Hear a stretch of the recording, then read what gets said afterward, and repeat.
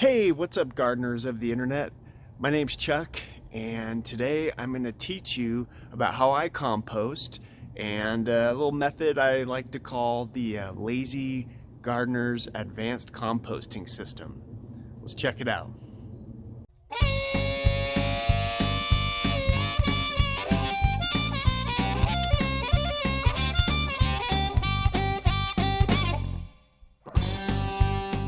So I've been working on farms and been gardening for almost 20 years, and I've managed compost at a fairly large scale. I've applied thousands and thousands of tons of compost across acreage, and I do a lot of bio-intensive gardening.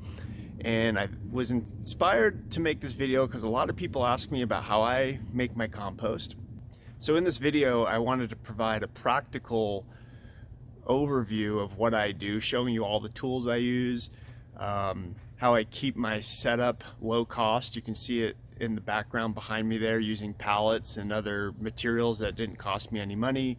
The materials that I use for composting are pretty simple. I'm trying to recycle all of my garden waste and as much yard waste I have. We have lots of trees, we have grass, so I'm using a mixture of greens and browns.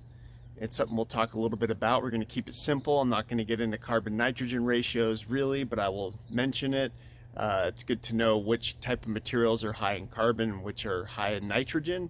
And we don't have to overthink it, just trying to get a nice mix going.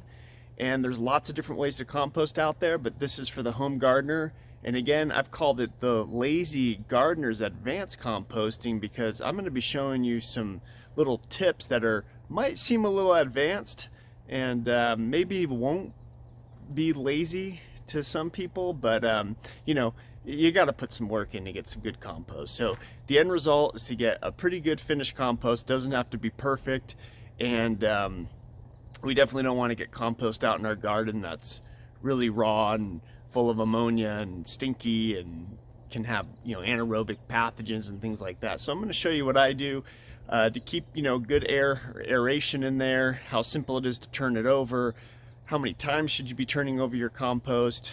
We're not going to get into all that. I'm just going to show you today how to simply manage a good compost pile at home. All right, let's get to it. All right, so let me talk to you about some tools you're going to need. Keep it pretty simple.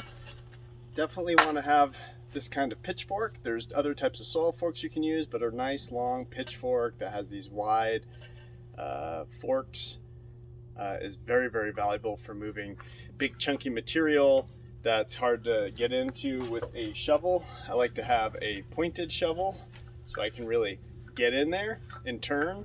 This is going to be for turning more of your finished product, or whenever you need a shovel, use a shovel. This is Lazy Man Composting, but I'm spinning it to say advanced because there is some things that I'm going to show you. You're going to need a thermometer, and a nice big compost thermometer is ideal, but I happen to have this little soil thermometer that I love and use. And for my work, I actually work for Understanding Ag, and I have this really awesome thermal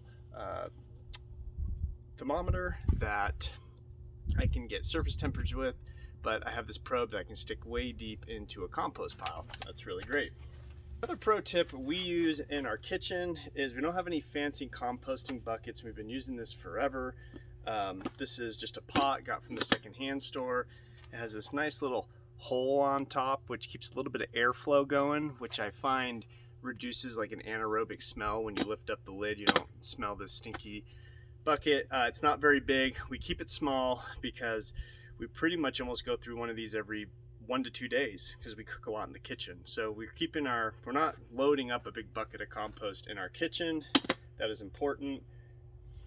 And you're also going to want a hose. Or shall I say, you want water. You need water. So here's my setup, and I'm going to get to some of the basics here of why I have this. So you can see it's old pallets that I got for free. I zipped them together with some simple screws, and this is an X-Pen, old dog X-Pen that's in the front to keep my dog out.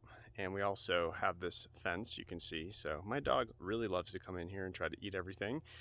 And so the first bin there is where the fresh material is being composted, and I'm going to show you how I kind of layer things and how I manage this. And this is sort of the intermediate phase of finishing it off, and I pretty much finish off my compost in this bin with a couple turns. This bin doesn't really ever get turned, it just gets turned over once to this bin. And then once this material is really well broken down and pretty much finished, I often will transfer it to this bin here that I got for free that keeps it, it breaks it down a little bit more, keeps it out of the elements, and you know, just depends on the time of year, because sometimes I'm ripping through compost, and so once it seems pretty good, I sieve it out. I forgot to mention the sieve. I got tools everywhere, as you can see, just laying on the ground. That is a hazard, so don't do that. But I have a sieve to sieve out my final compost when I use my potting soil mix, and I will sometimes use this chunkier material. I mean, that's not finished yet, but I do use some chunkier material when I'm prepping beds or going into winter, using things more as a mulch and want more of a woody lignin material.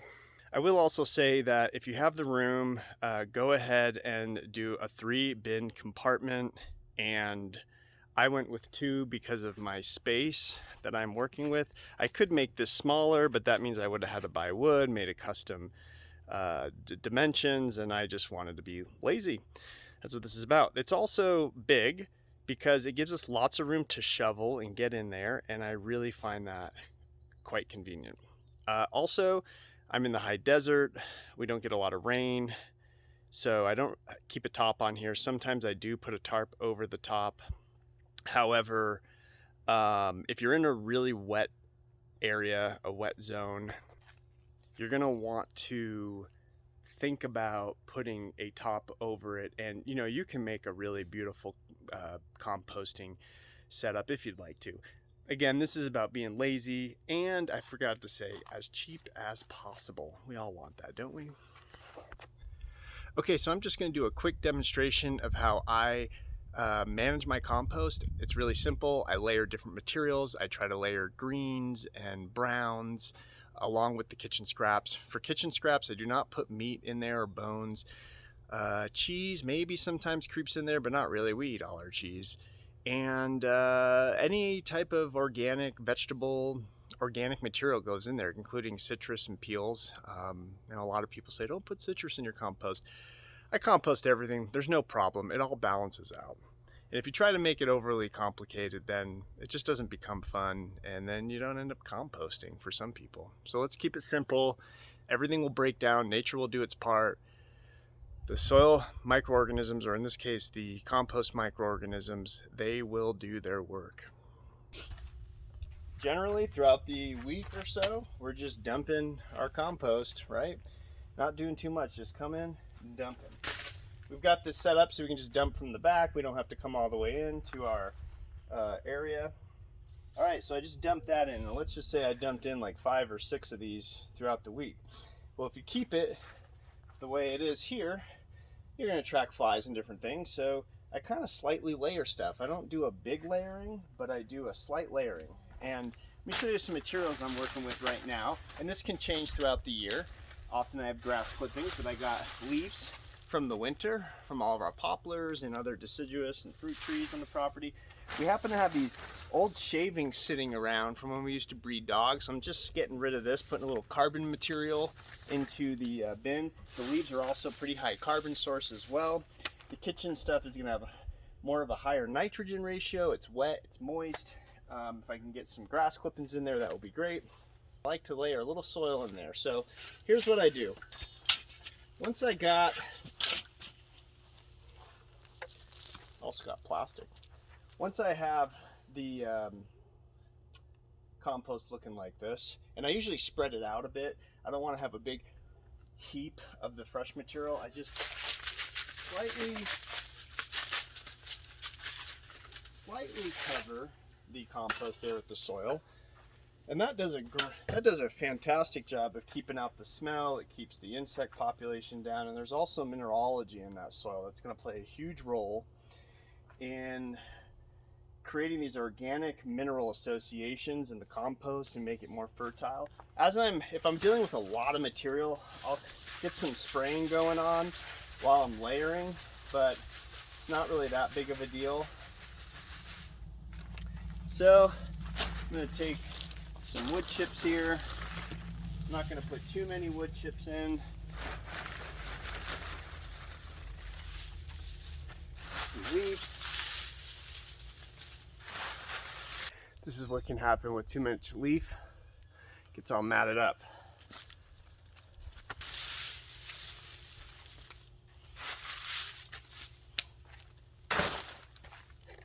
My water.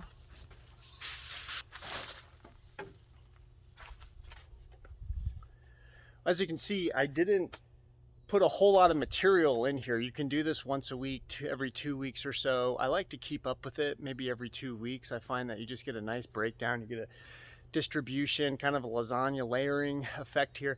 Again, use any kind of material you have. Doing this in the first bin helps just helps facilitate breaking it down. You know, you can just pile this up and not manage it and then flip it over to the next bin. But by the time you go to flip this over into the next bin, it's already broken down a lot. And so that's why I really like doing this. It's very simple. Okay, and I'm going to show you the second bin compartment over here. Okay, as I'm turning over into this bin, you can actually layer some more material in it if you would like to. I try not to, because at this point I really want the material to have already been going through a point of decomposition. But it doesn't hurt to throw some grass clippings in there. If you think you have a lot of woody and carbonaceous material in there, throw some grass clippings in. It's a little higher in with nitrogen, a little bit lower carbon to nitrogen ratio. When there's more nitrogen, it's a lower carbon to nitrogen ratio. I know it can be confusing. Again, we're not going to go down that rabbit hole today. So why do I have these PVC pipes sticking out of here? How weird, huh? I'll explain. So I call this kind of a lazy man's method to the Johnson Sioux, where they get pipes in the middle of it and they have holes through the pipes and they're getting some aeration, and kind of similar to the static air composting system. So what I decided to do is I poke holes actually into these compost pile with a T-stake, and I just turn it, or any kind of stake, and I kind of turn it into the middle and open it up a little bit to get a little bit of air, oxygen flow in there, make sure my pile's not anaerobic. Again, this is staying moist, and I am watering this throughout the week, especially it's heating up now into the mid 80s, so I want to monitor this moisture. We need good moisture to break down this pile. So when you get to this point, you need to make sure you have the moisture so that it's going to break down well, but you do not want it to be super wet where you can just squeeze out a ton of water out of it, because it might be anaerobic. And the anaerobic bacteria isn't the kind of bacteria we want that's going to break down this compost pile efficiently. Okay, so let me talk to you about these pipes I have here. They're pretty simple. I stick this, there's no rhyme or reason here. This is free stuff that I have laying around. I've drilled some holes that you can see. I'd actually like to have way more holes in this thing. I just sitting around drilling holes. My goodness, it's a pain in the butt.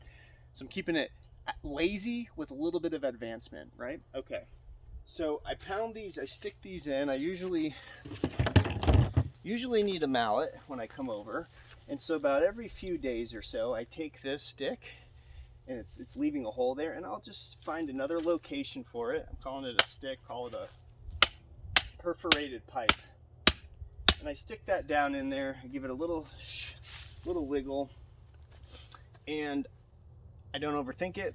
I've just noticed that this really helps. It really helps too in a wet, really moist climate. Again, if you are in a rainy, very moist climate, you probably do want to cover over this if it's raining all the time, so that you can better manage your compost. And if you're in the high desert like I am, when you get into the peak season, nice to maybe throw a cover over. I sometimes will just throw a little piece of plywood over the top that I have laying around that I don't have in this video. And I also sometimes just throw over a black tarp and weigh it down a little bit. So now you're wondering, Chuck, how come you're not talking about temperature? Let's talk about temperature. First, do not overthink temperature. They say get it up to 140 degrees to kill off different pathogens and etc. etc. A lot of home composting will not get up to 140 degrees depending on your climate. I monitor the temperature because I see where it peaks out, and sometimes it only peaks out like 125, and then as it starts to go back down, when it hits like around 100 degrees or so, I turn it over. And I can't, I'm working, we're all working, we can't catch this, we're not a composting operation. So that's my advice, is just to monitor its rise, and as it begins to decline, just pick up a time where you think it's good to give it another turn. So this compost pile would get turned a couple times. I made this compost pile about a week ago when I turned it over from the first bin. So let's check out the temperatures right now. When I'm working with this little tiny guy here, and even the probe I showed you, I just dig in a little bit because I want to get down into the center, and I stick it down in there.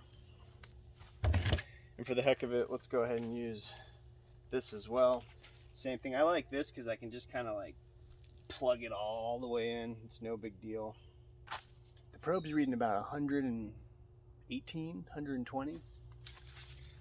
And my little soil thermometer here, it's reading about 116 or so. You probably can't see that. So this got turned over from the first bin about a week ago, and it is it's been rising. 120 is about the highest I've seen it. We'll see if it gets higher. I think I'm gonna have to give it another turn. Sometimes when you give it another turn, then and since this material is further broken down, it really starts to pick up and cook. So interestingly, I came out here the next morning after I'd filmed this and checked the temperature, and it already dropped like 20 degrees in this pile. So I'm gonna flip the pile, and I thought it was a good opportunity to monitor the temperature of the pile. So I'll flip it today. One day after I recorded this video, we had temperatures of 118, 120, and we're down to 100. I got a 98, 100. I'll flip it, we'll monitor the temperatures. The other thing I forgot to mention that's important is to really get a compost pile cooking. It's gotta be about 3 feet by 3 feet, 1 cubic yard. You need a good mass of material to to get the heat up and get the composting process happening properly.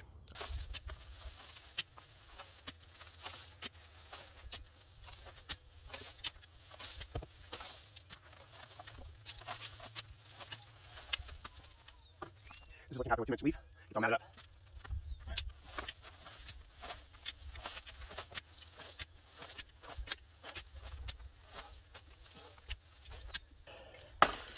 You can see this white stuff is mycelium that's forming. I'm out of breath. It's a nice little workout. So this is really good. Saprophytic fungi breaking things down in the pile. Also, when I'm getting in here and turning, another good thing is to take some of this, throw it into the first bin, because we have beneficial decomposing microorganisms in here that we want to transfer over to the other bin as well. Pro tip.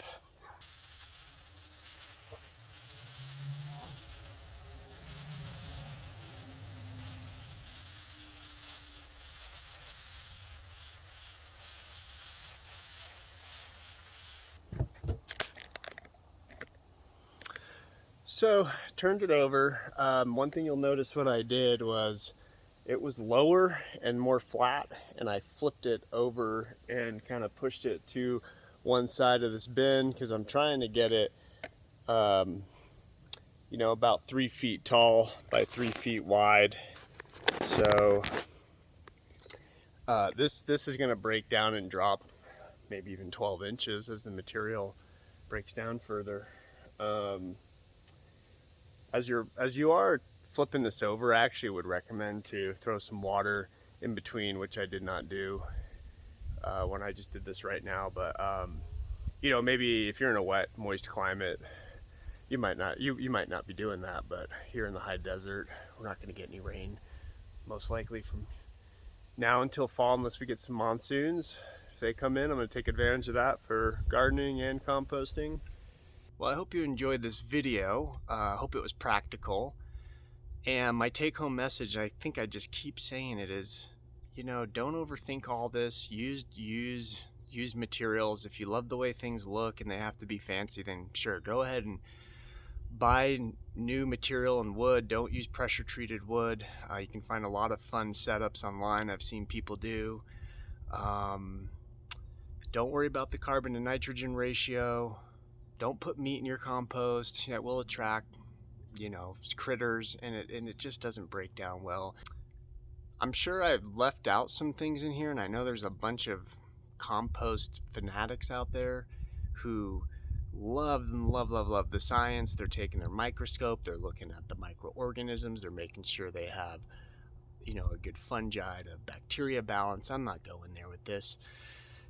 I do try to let my compost mature for a couple months before I use it, but that doesn't always work out, and I'm doing a tremendous amount of gardening.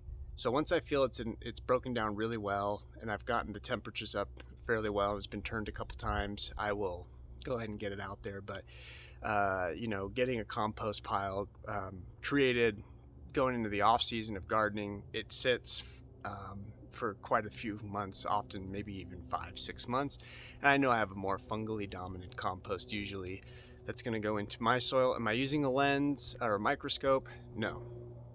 I'm just trusting Mother Nature, and I'm making this simple. All right, well, enjoy your composting efforts, and shoot me with some comments if you got any questions. Cheers.